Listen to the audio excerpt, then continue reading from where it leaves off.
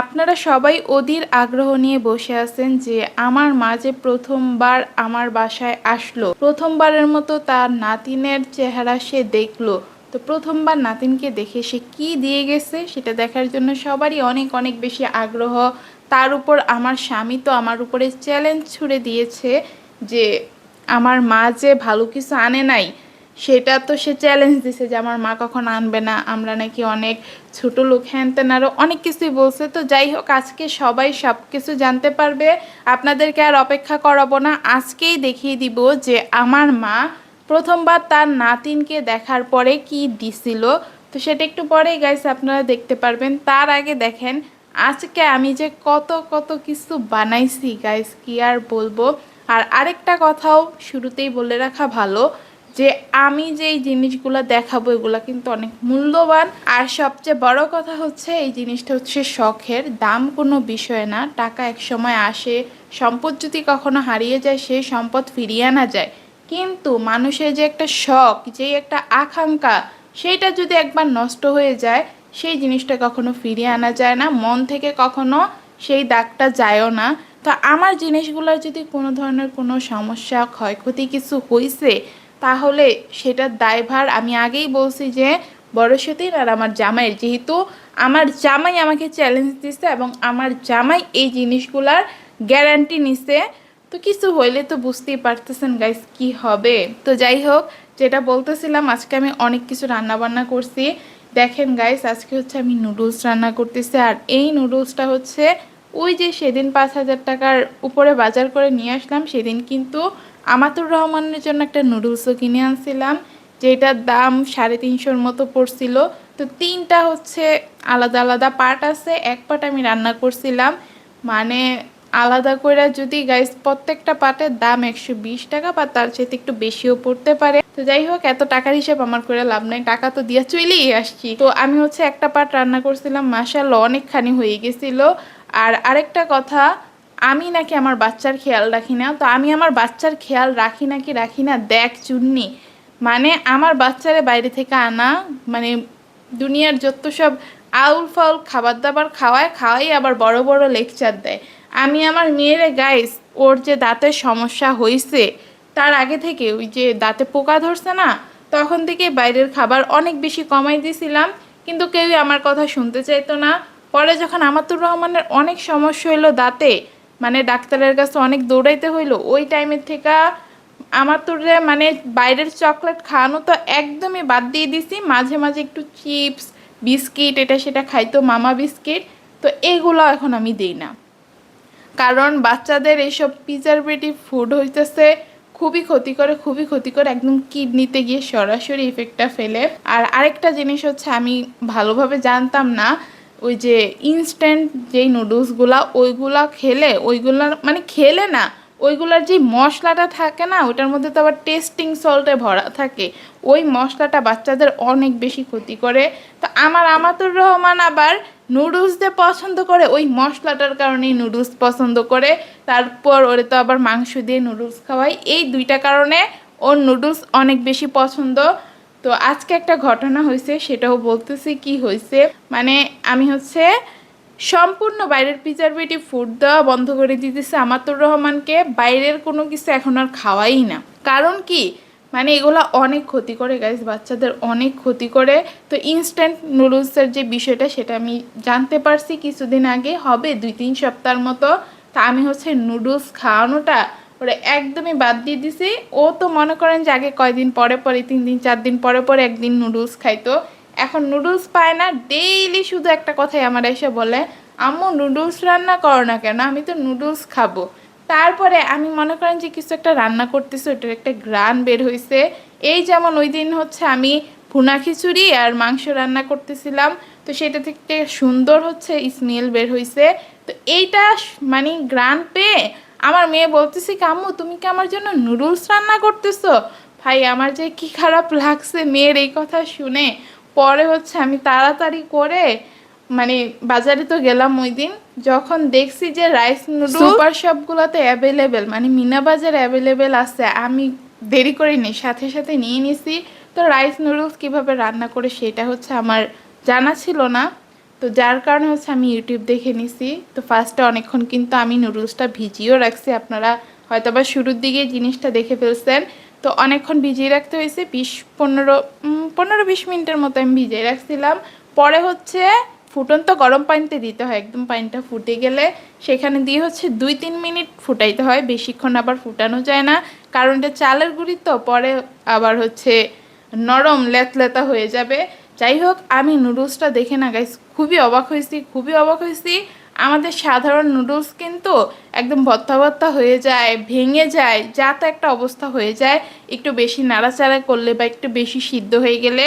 কিন্তু এই নুডলসটা আমি দাম দিয়ে আইন আমার কি যে শান্তি লাগছে রান্না কইরা।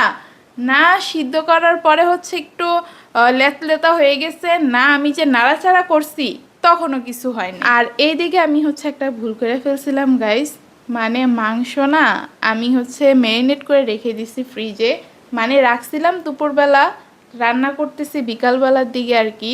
কি তখন আমি তাড়াহুড়া করতে গিয়ে, মানে মেয়ে এত কান্নাকাটি করতেছিল যে ও নুডলস খাবেই, দেখছেন আমি সব কিছু করছি, মাংস ম্যারিনেট টেরিনেট করছি, দেখো পাগল হয়ে গেছে, নুডলস খাবে নুডলস খাবে। তো তাড়াহুড়া করতে গিয়া আমি না মাংসগুলা ভাজতে ভুলে গেছিলাম, মাংস আবার আমি আলাদা করে ভাজি। তো কি আর করার, এখন তো পেঁয়াজ দিয়ে দিছি তেলের মধ্যে, পরে পেঁয়াজ তেল সবজি সব একসাথে ভাজি ভুজি করছি। আর এদিকে হচ্ছে এখন ডিমটা ভাজতেছি।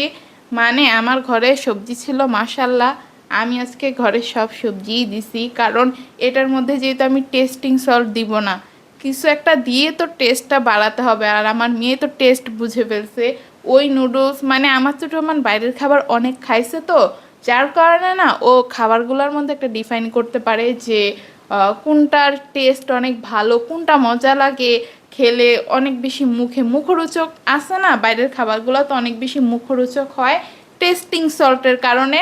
তো আমাতুর রহমান না মাশাল্লাহ ওই জিনিসটা বুঝে, বলে কি কিছু কিছু ডাক্তাররা পুষ্টিবিদরা যে বাচ্চারা নাকি টেস্ট বুঝে না, ওদেরকে ছোট থেকে যা খাওয়াই যাবেন ওরা তাই খাবে। এটা আসলে ঠিক, যখন তারা একদমই কিছু বুঝে না, খাবার খাওয়া সলিড খাবার খাওয়া মাত্র শুরু করে, ওই সময়টার মধ্যে যদি আপনি ঘরের খাবার দিয়ে ওরা অভ্যস্ত করেন, ও ঘরের খাবারের টেস্টই বুঝবে, বাইরের খাবার কী জিনিস সেটা ওরা বুঝবে না। তো আমাতুর রহমানরে তো খাওয়ানো হয়েছে মাশাল্লাহ সবার আদরে আদরে, আমাতুর এখন টেস্ট বুঝে। এখন ও যেহেতু টেস্টটা বুঝে, আমার তো এখন মা হিসেবে যেহেতু ওর একটু ভালোর দিকে নিতেছি, ভালো জিনিস তো আবার সবার ভাল লাগে না গাইস, তার উপরে বাচ্চা মানুষ, যার কারণে হচ্ছে অনেক ধরনের সবজি দিছিলাম। এখানে ছিল টমেটো, ক্যাপসিকাম, তারপরে হচ্ছে আর গাজর দিছিলাম, মাংস তো আছেই যেটা আমার মেয়ের অনেক অনেক বেশি পছন্দ। আর একদম লাস্ট পর্যায়ে এসে গাইস চিজও দিছিলাম, কারণ চিজের কারণে টেস্টটা দেখা যাবে যে অনেক বেশি চেঞ্জ হয়ে যাবে। তা আসলে এটা হয়েছিল চিজ দেওয়ার আগে একরকম লাগতেছিল, চিজ দেওয়ার পরে আসলে টেস্ট চেঞ্জ হয়ে টেস্টটা অনেক বেশি ভালো লাগতেছিল। তারপরে ঘরে যারা ছিল আর কি, আমার শ্বশুর শাশুড়ি সবাই টেস্ট করাইতেছিলাম, পরে বলতেছিল কি এটার মধ্যে তো নুডলসের মশলা তুমি দাও নাই না, পরে আমি বলতেছি যে না এটার সাথে তো কোনো মশলা দেওয়া থাকে না। ও ভালো কথা গাইস, এই রাইস নুডলসগুলোর সাথে কিন্তু কোনো ধরনের মশলা নাই, শুধুমাত্র প্লেন নুডলসটাই আপনারা পাবেন। তো আমি হচ্ছে ঘরে থাকা মশলা দিয়ে বানাইছিলাম, তেমন কিছু দেই নাই, শুধু হলুদের গুঁড়ো আর জিরা গুঁড়ো একটু দিছিলাম, আর হচ্ছে সবজি ডিম এগুলাই, আর লাস্টে চিজ দিছিলাম। কিন্তু সবাই খাওয়ার পরে না অনেক প্রশংসা করছে যে তাদের কাছে নাকি মনেই হইতেছে না এটার মধ্যে আমি কোনো ধরনের নুডলসের মশলা বা টেস্টিং সল্ট টাইপ কিছু দেই নাই। কিন্তু আমার মেয়েটা কি বলবো গাইস, ও হচ্ছে খেতে চাইতেছিল না 2-3 বার নেওয়ার পরে, মানে ও বুঝে পেয়েছে যে এটার মধ্যে যে টেস্টিং সল্ট নাই। আমার মেয়ের আবার মার্শাল্লাহ এসব খাওয়া দাওয়ার ক্ষেত্রে ওর টেস্ট অনেক দিন পর্যন্ত মনে থাকে, ওরা যে এতদিন নুডলস খাওয়াই না তারপরেও ধরে ফেলছে এটার মধ্যে টেস্টিং সল্ট নাই। তো গাইস আমার না এই মুহূর্তে একটা কথা মনে পড়ছে, তো আপনাদেরকে বলি। একটা কথা আছে না যে অতি ভক্তি চোরের লক্ষণ, মানে ভক্তি দেখায় দেখায় পরে একদম বাসটা দিতেও দেরি করে না। তা আমার আশেপাশে তো এমন একটা লোক আছেই।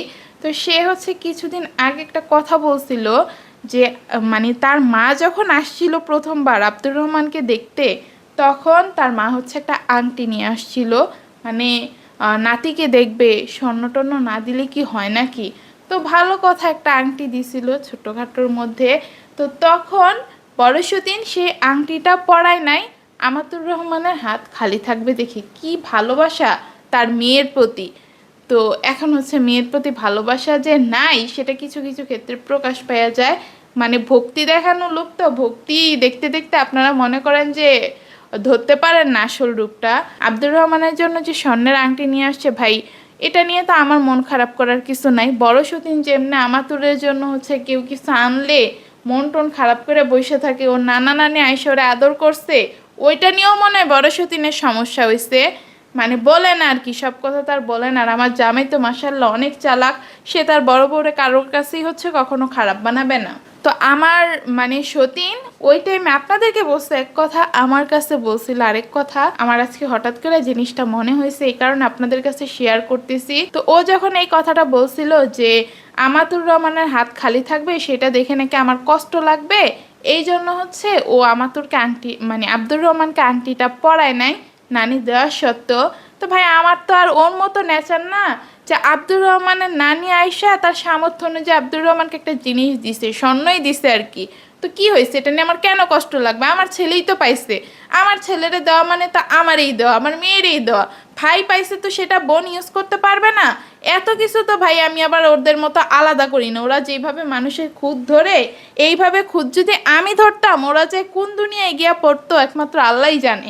সব কিছু সবসময় মানাই নিয়া চলতে আমি শিখছি। ওই যতই ও ঘরের বড় বউ হোক না কেন, ওর মধ্যে এই ধরনের কোনো কিছু নাই যে মানুষের সাথে সব কিছু মানাই নিয়ে কীভাবে চলতে হয়, শুধু কেমনে পেস লাগানো যায়, কিভাবে সম্পর্ক নষ্ট করা যায়, কিভাবে হচ্ছে মানে জামাই নিয়ে আলাদা থাকা যায়, ওর মাথার মধ্যে হচ্ছে এইসব চিন্তা ভাবনা। তো যাই হোক, ওই টাইমে ও হচ্ছে আমার একটা কথা বলছিল যে ওর মা নাকি বলছে, আমার মায়ের সাথে তখন আমার যোগাযোগ নাই, আর আব্বুর সাথেও তেমন একটা যোগাযোগ ছিল না। মানে কথা বলতেছি শুরুর দিকে, একদিন দুই দিন পর পর কথা হয় এরকম আর কি। তো ওই টাইমেও আমার একটা কথা বলছিল যে ওর মা নাকি আব্দুর রহমানের জন্য একটা স্বর্ণের আংটি আনছে, এখন নাকি ওর কাছে বলছে কি যে আমাতুর রহমানকে সে নাকি করছে, রূপার কোনো জিনিস হইলেও হচ্ছে বানাই দিবে এখনই, ওই যে সে যে কয়দিন ছিল সেই কয়দিনের মধ্যে নাকি আমাতুর রহমানকে দিবে। বড় সতীনের মা নাকি আমাতুর রহমানকে এতটাই ভালোবাসে। তো কোথায় তোর মা তো অনেক ভালো, আমার মা তো ভালো না, আমার মা তো এইটা সেইটা, কিন্তু এখনো পর্যন্ত কিন্তু দেয় নাই। মানে ওরা যে গাইস মুখের কথা দিয়া কত কিছু চেঞ্জ করে ফেলতে পারে সেটা আপনাদের ধারণার মধ্যেও নাই। মানে কি আর বলবো, ও বলে যে ওর মা নাকি হচ্ছে আমাকে তার নিজের মেয়ের মতো দেখতো, নিজের মেয়ের মতো ভালোবাসতো। তো নিজের মেয়ের মতো যেহেতু ভালোবাসতো, তো দুইজনের জন্য রূপার জিনিসই আনতো, নাতির জন্য আলাদা করে স্বর্ণের আংটি আনলো। আর আনার পরে নাকি ওর মা বলে যে আমাতুর রহমানকে রূপার একটা গলার চেন বা কিছু হইলেও বানাই দিবে তার সামর্থ্য অনুযায়ী।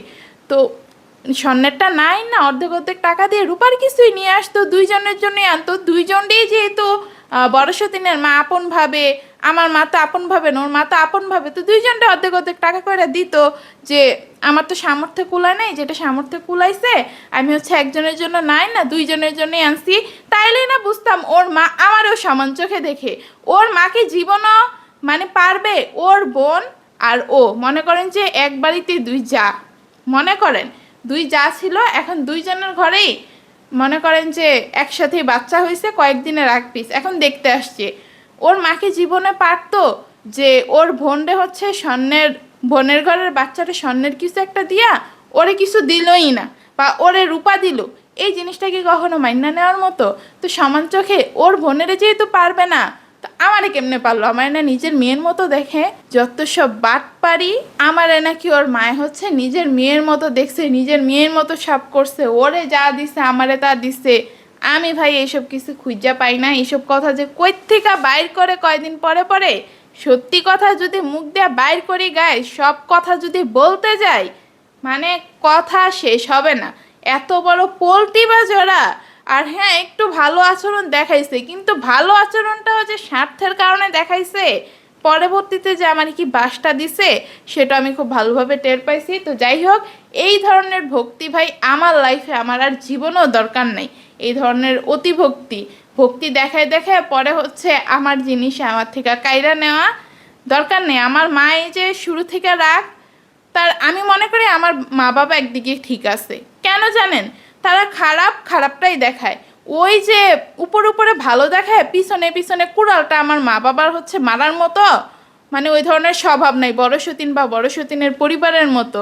আমার মা বাবার রাগই দেখাইছে। এখন তাদের মানে মন ঠিক হয়ে গেছে, মন ফিরে মানে ঘুরে গেছে, আমারে দেখবে, আমার মেয়েরে দেখবে, সব কিছু দেখবে। আমার মা আসছে, আমার বাবা আসতেছে, সবার সাথে আমার এখন যোগাযোগ ভালো, মা ভাই সবার সাথে। ওদের মতো দুই মুখা সাপ আমার মা বাবা না। যাক আলহামদুলিল্লাহ, এবার তো আপনারা বুঝতে পারছেন যে আমার মা বাবা আর বড় সতীনের মা বাবার মধ্যে কতটা তফাৎ আছে। আর আরও বড় তফাৎ সেটা একটু পরে আপনারা জানতে পারবেন। এইদিকে আমার পুরি বানানো দেখেন, মাশাল্লাহ গাইস, আমার হাতের পুরিগুলো কিন্তু আজকে মাশাল্লাহ মাশাল্লাহ অনেক সুন্দর হয়েছে, আর খেতেও অনেক বেশি মজা হয়েছে, সবাই অনেক পছন্দ করছে। আর আমার একটা জিনিস দেখে কি যে আনন্দ লাগতেছিল গাইস, পুরিগুলা মাশাল্লাহ অনেক সুন্দর হয়ে ফুলছে। আমি মানে পারি না খুশিতে লাফাই, তখনও আমার মন চাইছে যে আমি খুশিতে লাফাই, এখনও মন চাইতেছে যে আমি একটু খুশিতে লাফাই যে আমার পুরিগুলো এত সুন্দরভাবে ফুলছে। কারণ আগেও তো বানাইতাম, আগে তো এত ফুলে নাই। আর এই যে দেখেন এদিকে আমি গপাগপ করে সবাইকে দেওয়ার পরে এক পিস নিজেও খেয়ে নিছি। আর বাকিগুলা গাইস এই দুইটা হচ্ছে একটু কড়কড়া হয়ে গেছে শেষের দিকে, তেলটা হচ্ছে একটু বেশি গরম হয়ে গেছিলো এই কারণে। আর হচ্ছে আমার মেয়ে ওইদিকে পাগল হয়ে যেতেছিল, আম্মু আমাকে পুরি দাও, আম্মু আমাকে পুরি দাও। মানে নুডলস খাওয়ার নামগন্ধ তার নাই, পুরি দেখে আবার মাথা নষ্ট হয়ে গেছে ও। মানে পুরিটা যে আমি ঘরে বানাইছি, ঘর বা বাইরের এইসব কিছু তো বুঝে না, বাইরেরটা খাইছে না এতদিন, ওটা তো অনেক মজা লেগে আছে, এখন পুরি দেখা পাগল হয়ে গেছে। যাই হোক, ও পুরি অনেক পছন্দ করছে মাশাল্লাহ। আমার মেয়ে হচ্ছে দুইটা পুরি খাইছিল, দুইটা পুরি খেয়ে আবার চাইছিল, কিন্তু আমি দেই নাই। অনেক তেলের জিনিস তো এটা, ডুবন্ত তেলে ভাজ্যা হচ্ছে বানাইছি, যার কারণে হচ্ছে বেশি একটা দেই নাই। আর এই যে গাইস, আমার মা আসার সময় কি নিয়ে আসছিল এবার আপনারা দেখেন। আমার মা আসার সময় দুইটা আংটি নিয়ে আসছিল, একটা হচ্ছে আমাতুরের জন্য, একটা আব্দুর রহমানের জন্য। তো এদিকে একটা আবার মানে কথা আমি বলে রাখি, আমি সবার মতো লুকোচুরি করব না আপনাদের সাথে। আমার মা একটা আংটি আনতে গেছিল, তাই আমি বলছি যে একজনের জন্য আনতেছে, আরেকজন কি খালি পইরা থাকবে নাকি। পরে হচ্ছে দুইটা আংটি আনছে, আমি বলার পরে আব্দুর রহমানের জন্য একটা আনছে। তো আব্দুর রহমানের আংটিটা আপাতত আমার কাছেই থাকবে। আমি তো সৎ মা, বড় সেদিন যেমন সৎ মা হওয়া সত্য আমার মেয়ের সমস্ত জিনিসপত্র নাকি তার কাছে থাকবে। তো আমার ছেলের জন্য আমার মা যেই জিনিসটা আনছে সেটাও আমার কাছে থাকবে। যখন হচ্ছে সময় হবে আমার ছেলেরা আমার কাছে দিবে, তখন আমি এই জিনিস আমি আমার ছেলের হাতেই তুলে দিব, ওদের কাছে দিব না।